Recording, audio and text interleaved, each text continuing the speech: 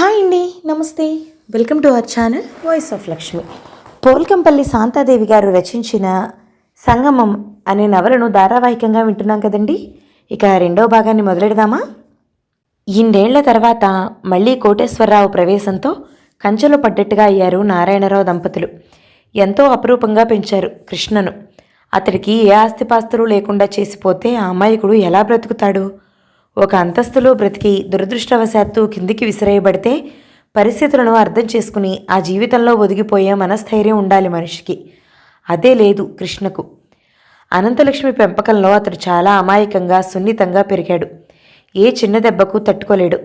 ఇప్పుడు తగలబోయేది మామూలు దెబ్బ కాదు, చాలా దారుణమైన దెబ్బ. దీనితో నడుం విరిగిన మనిషిలా అవుతాడతను. ఇలా జరగడానికి వీల్లేదు, నా కృష్ణకు ఇంత అన్యాయం జరగడానికి వీల్లేదు ఘోష పెడుతోంది అనంతలక్ష్మి. ఆస్తి రాస్తే మన చేజేతులా హత్య చేసిన వాళ్ళమవుతామే. అన్నయ్య సంగతి తెలుసుగా. అతడికి కూనీలు చేయడం అంటే చాలా తేలికైన విషయం. అలాగని కృష్ణని ముష్టివాణ్ణి చేస్తారా? నా బుర్ర గిర్రును తిరుగుతోంది. ఏమీ నిర్ణయించుకోలేకపోతున్నాను అనంతం. ఆయన తల రెండు చేతులతో పట్టుకున్నాడు. వారం రోజులు గడిచాయి. హఠాత్తుగా ఓ 25 ఏళ్లు పైబడ్డట్టుగా నీరసించిపోయారు నారాయణరావు దంపతులు. తిండి నిద్ర సరిగా లేవు. ఎప్పుడూ బుర్ర బద్దలు కొట్టుకుంటున్నట్టుగా ఆలోచనలే. కృష్ణని ఏం చెయ్యాలి? తల్లిదండ్రులు విచారంగా ఉండటం కృష్ణ దృష్టిని దాటిపోలేదు. ఆ రోజు సాయంత్రం అతడు తల్లి దగ్గర సోఫాలో ఆమెని ఆనుకున్నట్టుగా కూర్చున్నాడు. కృష్ణ, దూరం జరుగు. ఇంత పెద్ద అయ్యాక ఇంకా అమ్మ ఊళ్ళో కూర్చున్నట్టుగా కూర్చోడానికి సిగ్గేదు. ఎప్పుడూ వినని మాట విన్నట్టుగా ఆశ్చర్యంగా చూశాడు తల్లి ముఖంలోకి కృష్ణ. కృష్ణ, ఇలారా అంటూ చిన్నపిల్లాడి కోసం చేతులు చాచినట్టుగా చాచి తన ఒళ్ళోకి లాక్కుని ముద్దు పెట్టుకునే అమ్మేనా ఈరోజు ఇలా విసుక్కుంటోంది? అమ్మా, ఇంత హఠాత్తుగా నేను పెద్దవాడినైపోయినట్టుగా తెలియలేదమ్మా అన్నాడు నొచ్చుకుంటున్నట్టుగా. ఎందుకురా బాధపడతావు? అమ్మ కూచి అంటూ లలిత లాంటి వాళ్ళు వెక్కిరిస్తున్నా నీ ప్రవర్తనని మార్చుకోవన్నమాట. లలిత లాంటి వాళ్ళు వెక్కిరిస్తున్నారని అమ్మ ఒళ్ళో దొరికే ఈ స్వర్గాన్ని వదులుకునే తెలివి తక్కువ వాణ్ణి కాదమ్మా అంటూ ఆవిడ తొడని తలగడగా మార్చుకుని సోఫా పొడవున కాళ్ళు బారచాపి పడుకున్నాడు. అనంతలక్ష్మి హృదయంలో ప్రేమ దుఃఖం గట్లు తెంచుకున్నట్టుగా పొంగాయి. అలా అతను తొడ మీద పడుకున్నప్పుడు అతడికి మామూలుగా అంది తీరాలి. అంటే తల్లి అతడి మీద ముద్దు పెట్టుకోవాలి.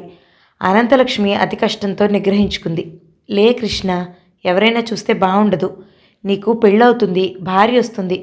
నువ్వు కొంచెం కొంచెం అమ్మ ప్రభావం నుండి బయటపడాలి. కాకపోతే ఆమె ముందు నవ్వుల పాలవుతావు. నవ్వుల పాలు అలా ఉంచి మీ దాంపత్యంలోనే నా ఛాయ ఒక అపశృతి అవుతోంది అంటూ అతడి తలని తొడ మీద నుండి లేవనెత్తింది. ఇంకా కోడలు రానేలేదు, ఇప్పటి నుండే భయపడుతున్నావేంటమ్మా? ఒక్కసారిగా అలవాటు కాదు కదా, ఇప్పటి నుండే అలవాటు చేసుకుందామని. అమ్మా, నువ్వు ఎవరి కోసమో నీ అలవాట్లు మార్చుకోనక్కర్లేదు. నీ అలవాట్లను గౌరవించే వ్యక్తినే నా భార్యగా ఆహ్వానించదలుచుకున్నాను. నేను లలితకి ఇదే చెప్పాను. ఏం చెప్పావు లలితకు? ఆవిడ విస్మయంగా అడిగింది. బిర్లా మందిర్కి వెళ్ళిన రోజు లలితకు తనకు మధ్య నడిచిన సంభాషణ, తర్వాత కుదిరిన రాజీ అంతా చెప్పాడు. ఈ అమ్మ దగ్గర ఏజీ దాచాలనిపించలేదు అతడికి. ఆ రోజు లలిత అమ్మను గాయపరిచింది కదా, ఈ సంగతి వింటే ఆవిడ సంతోషిస్తుందన్న ఊహ కూడా అలా చెప్పేందుకు ప్రోత్సహించింది అతడిని. ఇహ కొడుకుని దూరంగా ఉంచడం సాధ్యం కాలేదు అనంతలక్ష్మికి. చేతులు చాచి గుండెలకు హత్తుకుంది. అమ్మంటే ఎంత ప్రేమరా నీకు? అనురాగ పారవస్యంతో అతడి నుదుటి మీద ముద్దు పెట్టుకుంది గబగబా. భగవంతుడా, ఇంతగా ప్రేమించే కొడుకుని చూసి ఓర్వలేకపోయావా? నేనంటే నీకెప్పుడూ ప్రేమే లేదు. అందుకే నా కడుపున పిల్లల్ని పుట్టనివ్వలేదు. ఏ తన్ని కన్న బిడ్డనో తెచ్చి పెంచుకుంటే నీకా పిల్లలు అన్నట్టుగా పక్వానికి వచ్చిన పండును చెట్టు నుండి దూరం చేసినట్టుగా నా నుంచి వాడిని దూరం చేస్తున్నావు. ఆవిడికి దుఃఖం ఆగటం లేదు. తల్లి కంట కన్నీరు చూసి విచలితుడయ్యాడు కృష్ణ. ఎందుకమ్మా ఏడుస్తున్నావు? నీలాంటి కొడుకున్నందుకు ఆనందం, కానీ ఇంత అదృష్టం చూసి దేవుడు ఓర్వలేడేమో అనుకుంటుంటే.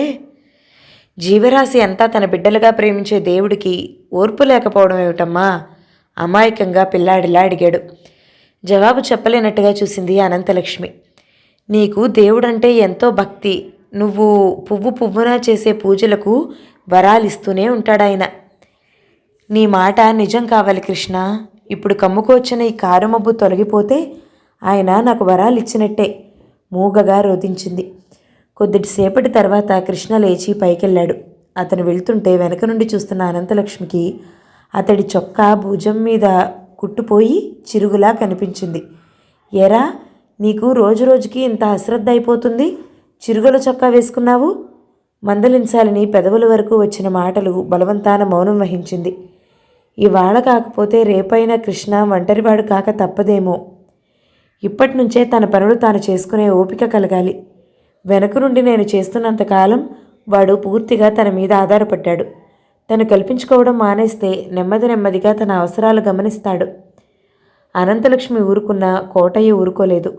చొక్కా కుట్టుపోయింది వేసుకున్నారు బాబు, అమ్మగారు చూశారంటే రాద్ధాంతం చేస్తారు. మీకు చీవాట్లు, నాకు తిట్లు. కృష్ణ అప్పుడు చూసుకున్నాడు తన చొక్కా భుజం మీద చిరుగును. ఈ చిరుగును అమ్మ చూసే ఉంటుంది. ఆమె దృష్టిలో పడకుండా ఇలాంటివి దాగడం కష్టం. ఏమీ అనకుండా ఊరుకుందంటే ఆశ్చర్యం. ఏమిటో కొద్ది రోజులుగా అమ్మ ప్రవర్తన ఎలాగో ఉంది అనుకున్నాడు విచారంగా.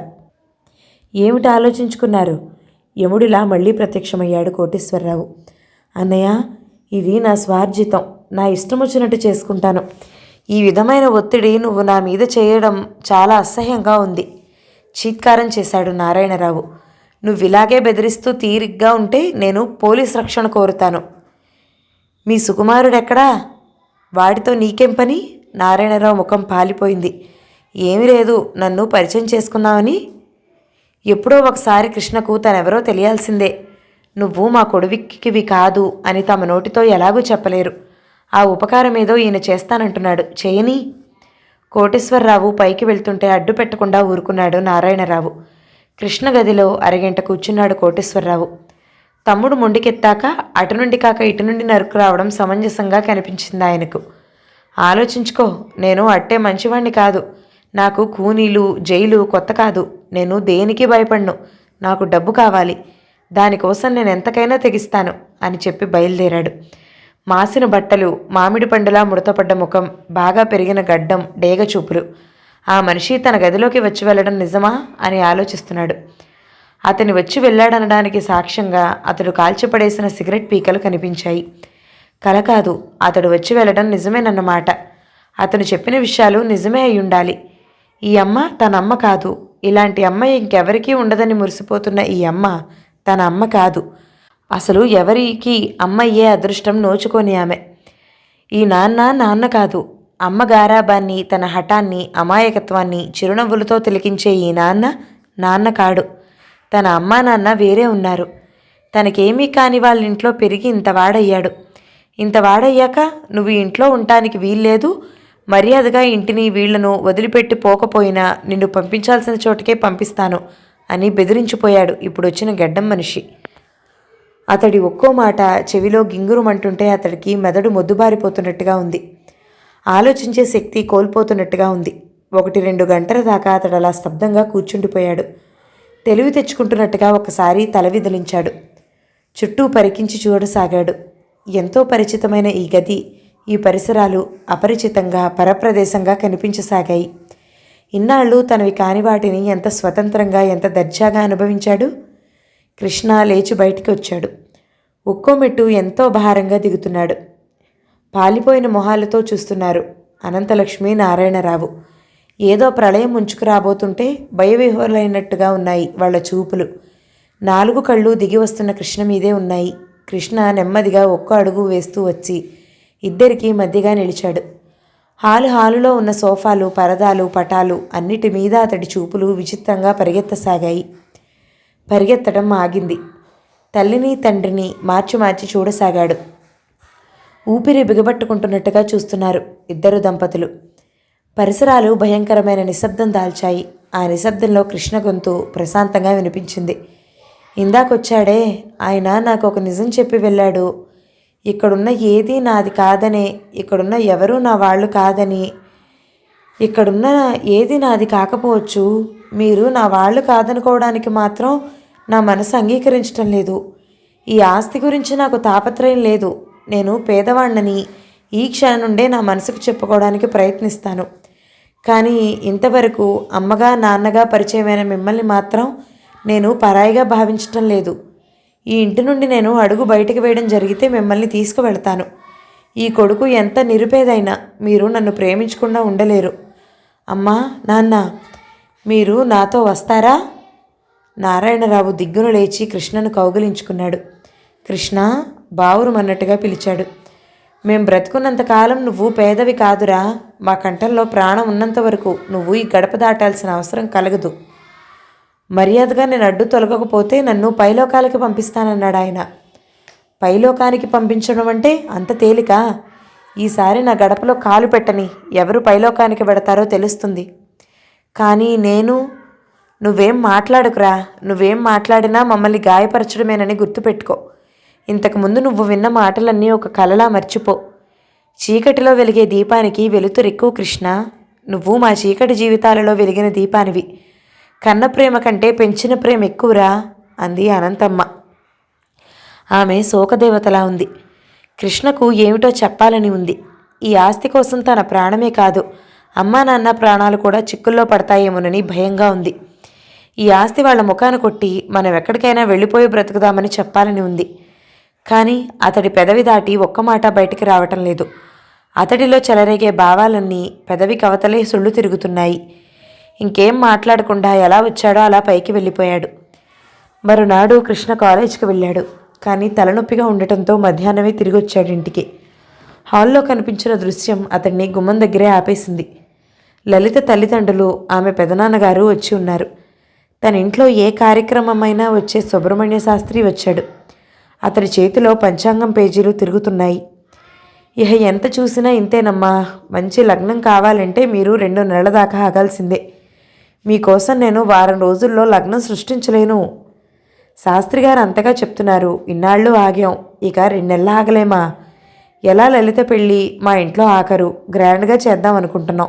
ఇప్పటి నుండి పెళ్లి పనులు మొదలు పెడితే కానీ అప్పటి వరకు తెమలవు, లలిత తండ్రి సుందర్రావు అంటున్నాడు. నిన్న రాత్రి మీ అక్కయ్యకి గుండెల్లో నొప్పి వచ్చింది. చాలా కంగారు పడ్డాం.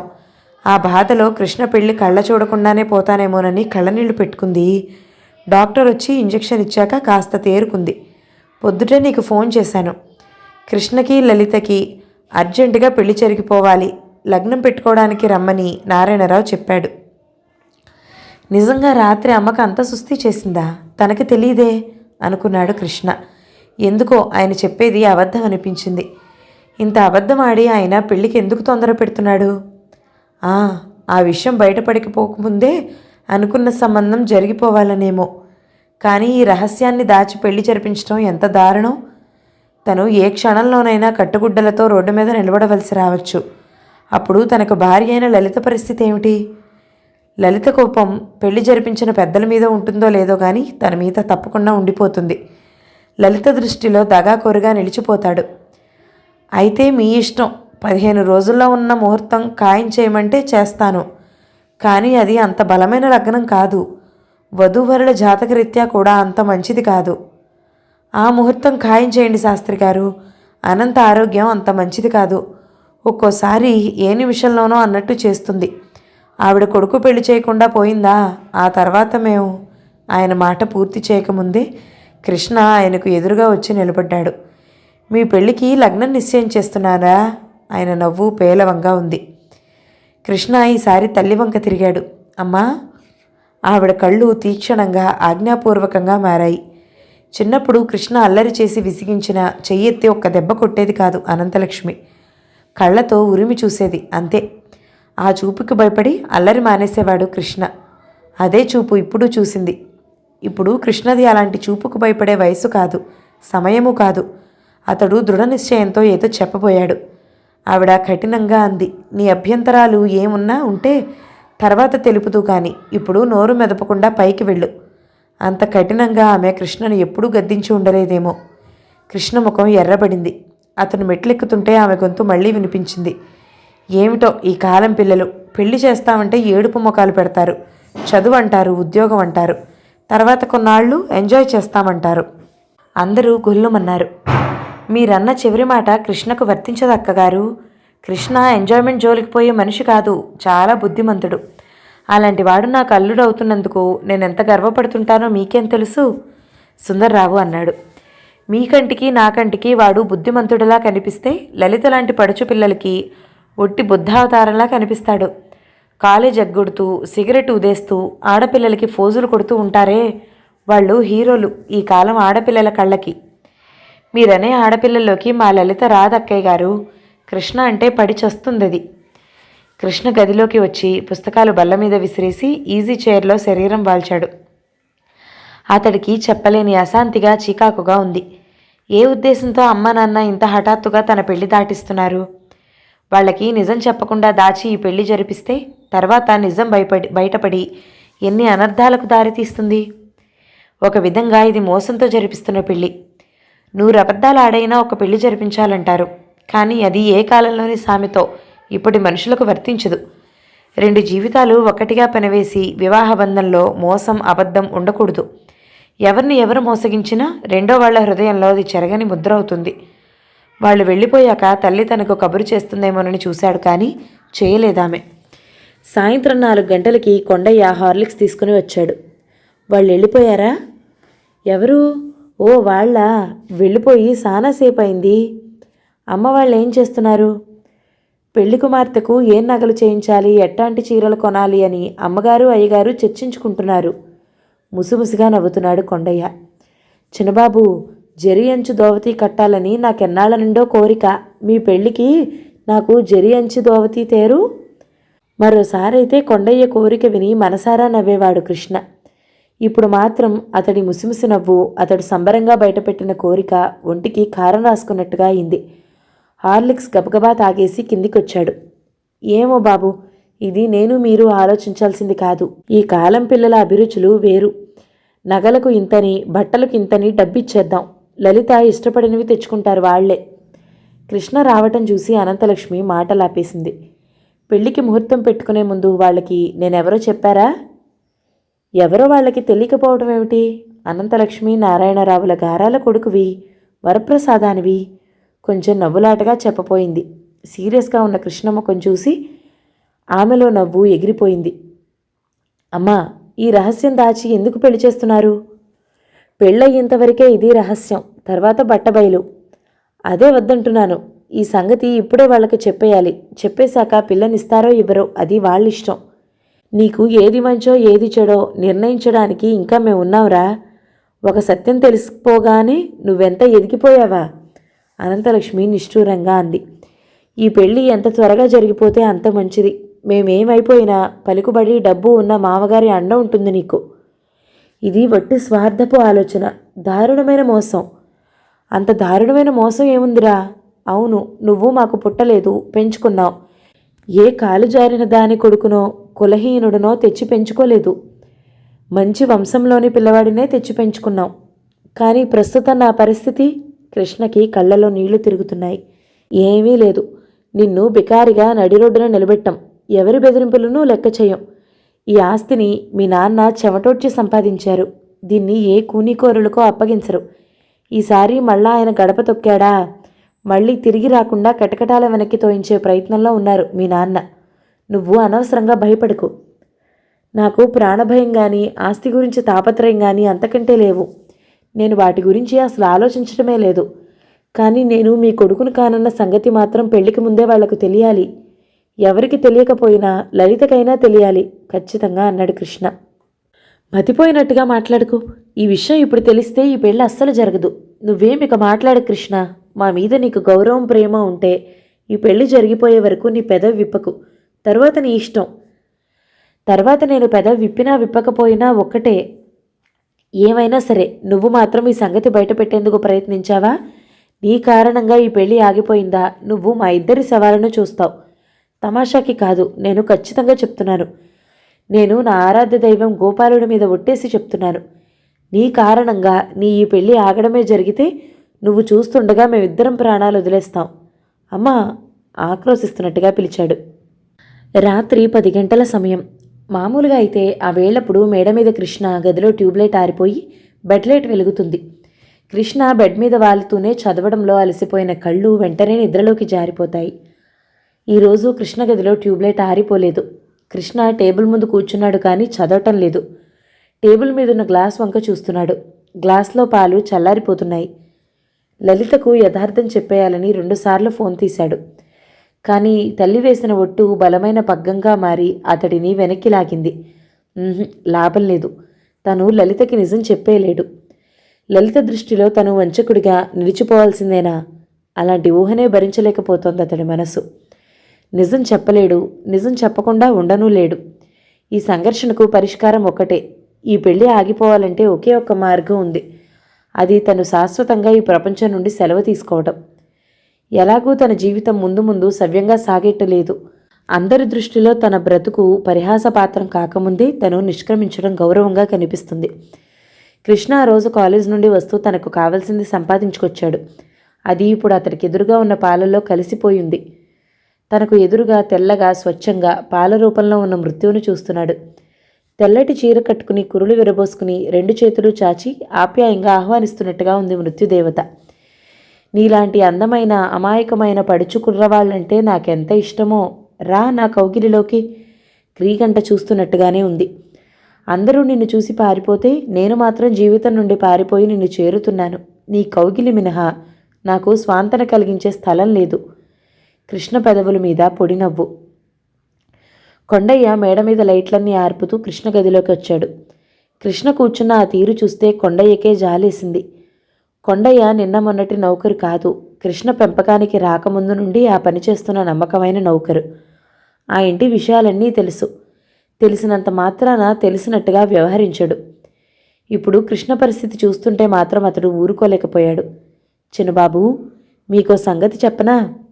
ఏమిటి? కోటేశ్వరరావు ఇవాళ మన ఇంటికి వచ్చాడు. బాబుగారు డ్రైవర్ని పిలిచి చాటుగా డబ్బిచ్చి ఈ పెళ్ళి అయిపోయే వరకు అతన్ని ఇంట్లో బంధించి ఉంచు. పెళ్లి నిర్విఘ్నంగా జరిగిపోతే నీకు మరికొంత డబ్బిస్తాను అని చెప్పారు. డ్రైవరు ఉపాయంగా కోటేశ్వరరావుని కారులో ఎక్కించుకుని తీసుకువెళ్ళి తన ఇంట్లో బంధించొచ్చాడు. అతడి భయం తీరిపోయినట్టే. దిగులు పడకండి చిన్నబాబు. పెళ్ళి ఆగిపోతుందని తను దిగులు పడుతున్నాడా? చిన్నబాబు, లైట్ తీసేనా? నువ్వు వెళ్ళు, నేను తీసి పడుకుంటాను. కొండయ్య వెళ్ళిపోయాడు. కృష్ణ చూపులు మళ్ళీ గ్లాస్ మీద నిలిచాయి. గ్లాస్ స్క్రీన్గా మారి అక్కడ ఏవేవో దృశ్యాలు కనిపిస్తున్నాయి. లలిత, ఆమె కళ్ళు నిప్పులు కురిపిస్తున్నాయి. నువ్వు అనంతలక్ష్మీ నారాయణరావుల కొడుకువు కావన్నమాట. నీ తల్లిదండ్రులు నిన్ను సాకలేక వీళ్ళకిచ్చారటగా. నీ అత్తగారు ఎవరంటే ఎవరని చెప్పుకోను. కూటికి గతిలేని వాళ్ళు, మా బంగళా గేటు దాటడానికి కూడా అర్హత లేని వాళ్ళు నా అత్తగారు. కృష్ణ, ఇంత మోసం చేయడానికి నీ మనసు ఎలా అంగీకరించింది? నిజంగా నువ్వు నన్ను ప్రేమిస్తే ఇంత దారుణానికి ఒడిగడతావా? నన్నింత అన్యాయం చేస్తావా? నేను చెప్పాలనుకున్నాను, కానీ అమ్మ ఒట్టు పెట్టింది. ఒట్టు? అమ్మ పెట్టిన ఒట్టు చాటున నీ స్వార్థం దాచుకోవాలని చూస్తున్నావన్నమాట. నిజం తెలిస్తే ఈ పెళ్లి జరగదని నువ్వింత నైత్యానికి పాల్పడ్డావు కదూ? కాదు కాదు. కృష్ణ చెయ్యి పిడికిలుగా బిగుసుకుని టేబుల్ మీద బాదింది. అంతే, గ్లాస్ అద్దం పడి పాలు ఒలిగిపోయాయి. కృష్ణ ఒళ్ళంతా చెమట పట్టింది. ముఖం చూస్తే ఉన్మాదం పట్టినట్టుగా ఉంది. ఆడుతూ పాడుతూ అమాయకంగా ఉంటే ఆవు దూడ తల్లి నుండి తప్పిపోయి కారడవి మధ్య చిక్కుపడ్డట్టుగా ఉంది కృష్ణ పరిస్థితి. అతడికి పిచ్చెత్తుతున్నట్టుగా ఉంది. చిన్నబాబు దిగులుగా కూర్చున్నారమ్మా, పాలు తాగలేదు అంటూ కొండయ్య చెప్పడంతో అనంతలక్ష్మి పైకొచ్చింది. పైకి ఎక్కొచ్చిన ఆయాసంతో ఆమె గుమ్మం దగ్గర 1 నిమిషం ఆగింది. ఒలికిపోయిన పాలను పిచ్చివాడిలా జుట్టు పీక్కుంటున్న కృష్ణను చూసింది. కొడుకులో రేగుతున్న సంఘర్షణ ఆమెకు తెలుసు. కానీ అది ఆత్మహత్యా ప్రయత్నం వరకు వెళ్ళిందని మాత్రం ఆమెకు తెలీదు. కృష్ణ దగ్గరగా వస్తూ పిలిచింది. ఎందుకంత బాధపడతావురా? లలిత నిన్ను అపార్థం చేసుకోకుండా నేను జరిగింది జరిగినట్టుగా చెప్తాను. ఈ పెళ్ళి అయిపోని, ఇందులో నీ తప్పేమీ లేదని చెప్తాను. పెళ్లి ఉత్సాహంతో కలకలాడాల్సిన నువ్వు బెంగతో ముడుచుకుపోవడం నా కడుపులో కోత పెడుతున్నట్టుగా ఉందిరా. ఏమిటో, నీ పెళ్ళి ఎంత సంతోషంగా జరిపించాలనుకున్నానో ఆ సంతోషం ఎవరి మనసులోనూ లేకుండా పోయింది. ఆవిడ కొడుకు తలను ఆర్తిగా పొట్ట కదుముకుంది. నీ బాధను పంచుకోవడానికి ఇంకా మేమున్నావురా. ఒంటరిగా ఎందుకు కుములుతావు?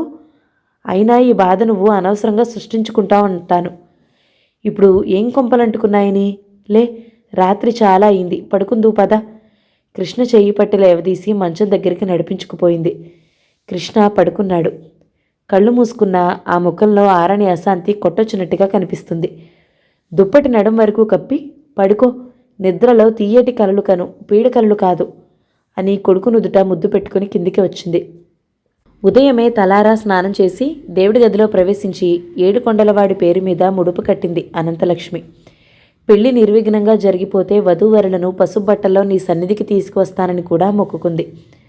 అక్కడ కోటేశ్వరరావు డ్రైవర్ను తన వైపు తిప్పుకున్నాడని, తమ్ముడిని మరదల్ని సఫా చేస్తే 25,000 ఇస్తానని చెప్పాడని తెలీదు అనంతలక్ష్మికి. తెలిసిన దేవుడు ఆమెకేమీ సూచనలు ఇవ్వలేదు. పూజ ముగించి బయటికి వచ్చి, కొండయ్య, బాబు లేచాడా అని అడిగింది. లేవలేదమ్మా. 8 అయింది, ఇంకా లేవలేదా?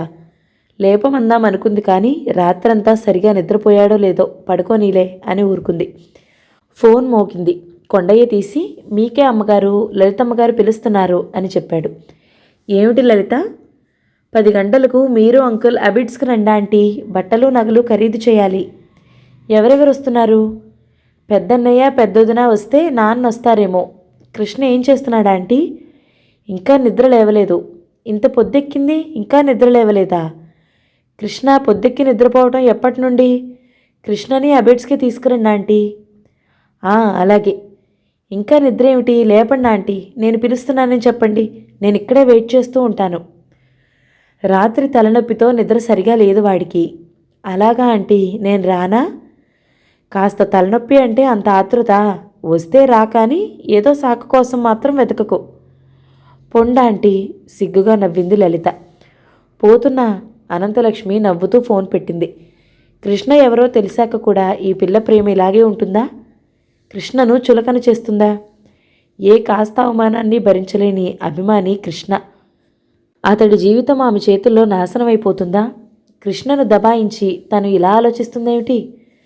పావుగంట తర్వాత లలిత రానే వచ్చింది. కృష్ణ లేచాడా ఆంటీ? కొండయ్య, వెళ్ళి బాబు లేచాడేమో చూడు, లలిత వచ్చిందని చెప్పు. ఎందుకులే ఆంటీ, నేనే వెళ్తాను. జవాబుకి ఎదురు చూడకుండా పైకి వెళ్ళింది. కృష్ణకి మెలకువ కలిగిన పక్క మీద బద్ధకంగా పడుకునున్నాడు. పెళ్లి మబ్బు పట్టుకుందా? కొంటెగా ప్రశ్నించింది. కృష్ణకు ఏమీ మాట్లాడాలనిపించలేదు. మౌనంగా ఉన్నాడు. మౌనవ్రతం పట్టారా స్వాములు? ఏమి లేదు. అలా ఉన్నావు? రాత్రంతా నిద్రలేదంది ఆంటీ. నీకు నాలాగే ఉందా? ఏమిటి? అబ్బా, అన్ని మాటల్లో విడమర్చి చెప్తే కానీ అర్థం కాదన్నమాట. అలకగా చూసింది. ఇక్కడ నువ్వు, అక్కడ నేను. రాత్రంతా నిద్రలేక పక్క మీద దొర్లామంటే ఇంకా చెప్పాలా? కన్ను కొట్టి మరీ అడిగింది. కృష్ణ నవ్వుతాడనుకుంది. తన భుజాలు అదిమి తన కళ్ళలోకి గుచ్చి చూస్తూ, అదేమిటో చెప్పవా అని కొంటెగా అడుగుతాడనుకుంది. ఊహకే చెప్పలేని పులకింత గుండెలో అలుముకుంది. వస్తాను, కూర్చో. టవల్ భుజం మీద వేసుకుని బాత్రూమ్ కేసి వెళ్ళాడు. అబ్బా, ఉట్టి బుద్ధావతారం. లలిత ముఖం ముడుచుకుపోయింది. నేను వెళ్తున్నాను. చివ్వున లేచి సరాసరి కిందికొచ్చేసింది. మధ్యాహ్నం 1 గంట ప్రాంతంలో లలిత ఫోన్ చేసింది. కృష్ణ, కారుకి యాక్సిడెంట్ అయింది ఆంటీ. లలిత ఏడ్చేస్తుంది. సరిగా మాట దొరలటం లేదు. యాక్సిడెంటా? ఎవరికి ఏం ప్రమాదం జరగలేదు కదా? ఫోన్ పట్టుకుని చేయి వణుకుతుంటే ఆత్రంగా అడిగాడు కృష్ణ. ఆంటీ, లలిత ఏడుస్తుంది. అమ్మకి దెబ్బలు తగిలాయా? నిబ్బరం కోల్పోయినట్టుగా అరిచినట్టుగా అడిగాడు. నువ్వు పుష్పజ నర్సింగ్ హోమ్కి రా, ఆంటీ అంకుల్ అక్కడే ఉన్నారు. లలిత ఫోన్ పెట్టేసింది. కృష్ణకి ప్రత్యేకంగా ఒక కారుంది, డ్రైవింగ్ కూడా వచ్చు. కానీ ఈ స్థితిలో నడపలేననుకున్నాడు. రోడ్డు మీదకు పరిగెత్తుతూ వచ్చి కనిపించిన టాక్సీ ఆపి ఎక్కాడు. 10 నిమిషాల్లో పుష్పజ నర్సింగ్ హోమ్ ముందు దిగాడు. టాక్సీ ఛార్జీ కూడా ఇవ్వటం మర్చిపోయి లోపలికి పరిగెత్తితే అతడి కోసమే బయట వెయిట్ చేస్తున్న లలిత బ్యాగ్ తెరిచి టాక్సీ ఛార్జీ చెల్లించి లోపలికి నడిచింది. అప్పటికే తెల్లగుడ్డ కప్పబడిన తల్లి శవం మీద పడి చిన్నపిల్లాడిలా ఏడుస్తున్నాడు కృష్ణ. ఘోరమైన ఆ దృశ్యం చూడలేనట్టుగా, హృదయ విదారకమైన అతడి ఏడుపు వినలేనట్టుగా దూరంగా ఆగిపోయింది లలిత. లలిత తండ్రి, లలిత పెద్దన్నయ్య కృష్ణ భుజాలు పట్టి శవం నుండి అతడిని దూరం చేయాలని ప్రయత్నించి విఫలులవుతున్నారు. అనంతలక్ష్మికి అట్టే గాయాలు తగలలేదు, కానీ ఛాతీ మీద బలమైన దెబ్బ తగలటంతో ఆవిడ అప్పటికప్పుడే ప్రాణం వదిలేసింది. నారాయణరావుకి తీవ్రమైన గాయాలే తగిలాయి, కానీ ప్రాణం పోలేదు. స్పృహలేని స్థితిలో ఉన్న అతడిని బ్రతికించడానికి సాయశక్తులా ప్రయత్నిస్తున్నారు డాక్టర్లు. కారును లారీకి గుద్దిన డ్రైవర్ మాత్రం పత్తాలేడు. 24 గంటల తర్వాత నారాయణరావుకు స్పృహొచ్చింది. అనంతలక్ష్మి చనిపోయిన సంగతి ఆయనకు చెప్పలేదు. మరో వార్డులో ఆమెకు చికిత్స జరుగుతుందని చెప్పారు. ఆయన పరిస్థితి కాస్త మెరుగుపడ్డట్టుగా కనిపించి రాత్రి వరకు క్షీణించిపోసాగింది. కొండయ్య, బాబుగారు, మీ ముఖాలు చూస్తుంటే అనంతం బ్రతికి ఉన్నట్టు నాకు తోచటం లేదు. నాతో అబద్ధం చెప్తున్నారు మీరు. సరే, నేను బ్రతుకుతాననే ఆశ లేదు. అనంతం లేని జీవితం నాకెంత శూన్యమో భగవంతుడికి తెలుసునేమో. నన్ను కూడా విముక్తుడిని చేస్తున్నాడు. ఎండిన పెదవుల మీద చిత్రమైన నవ్వు. బాబు ఇక్కడ ఉండటం ఎంతమాత్రం క్షేమం కాదు. వాడిని తీసుకువెళ్ళి వాడి తల్లిదండ్రులకు అప్పగించేసిరా. అలాగే బాబుగారు, ఆలస్యం చేయొద్దు. ఆ పని నేను బ్రతికుండగానే జరగాలి. అదే సమయంలో కోటేశ్వరరావు ప్రవేశించాడు. వస్తూనే రంగంలోకి దిగాడు. నువ్వు కృష్ణను దత్తు తీసుకోలేదు, ఊరికే పెంచుకున్నావు. బహుశా ఆస్తి అతడికి సంక్రమించేలా విల్లు రాసుంటావు. ఎక్కడుంచావు దాన్ని? దేన్ని? వీలునామా. చెప్పను. చెప్పవా? నీతో ఎలా చెప్పించాలో నాకు తెలుసు. నేనుండేది కొద్ది గంటలు, మొండి ప్రాణమైతే కొద్ది రోజులు. నువ్వు నన్నేం చేయలేవు. నువ్వు నీ ఆస్తిని ఎవరు అనుభవించాలని ఆశపడుతున్నావో అతన్ని కృష్ణ అమాయకుడు. వాడి ఉసిరెందుకు పోసుకుంటావు? వెధవ ఆస్తికి అతడి ప్రాణాలు బలిపెట్టకూడదనే ఆ ఆస్తిని అతడి పేరు మీద రాయలేదు. అతడిని ఎలా తీసుకున్నామో అలాగే తల్లిదండ్రులకు అప్పగించమని చెప్పాను. కొండయ్యకు, కృష్ణను చంపితే నీకు ఆస్తి దక్కుతుందని ఆశపడకు. మరి వీరునామాలో ఏం రాశావు? కోటేశ్వరరావు ముఖం ఆందోళనగా మారిపోయింది. చెప్పను. కోటేశ్వరరావుకు ఒళ్ళు మండేంత కోపం వచ్చింది. తమ్ముడు మెడ పట్టుకున్నాడు. కొండయ్య గాబరాగా కేకలు పెట్టాడు. బాబుగారిని చంపేస్తున్నాడు బాబోయ్ అంటూ. క్షణంలో గది నిండిపోయింది. సుందర్రావు, మరొక ఆయన కోటేశ్వరరావు రెక్కలు విరిచి పట్టుకున్నారు. హంతకుడు, పోలీసులకి ఫోన్ చేయండి. నా అనంతాన్ని చంపిందే వీడు. పెద్దగా అరుస్తూనే ప్రాణాలు వదిలాడు. 2వ భాగం సమాప్తం. మిగతా కథని తర్వాతి భాగంలో విందామండి. కథ మీకు నచ్చితే లైక్ చేయండి, షేర్ చేయండి, కమెంట్ చేయండి. మన ఛానల్ని తప్పకుండా సబ్స్క్రైబ్ చేయండి. Thank you so much for watching. నమస్తే.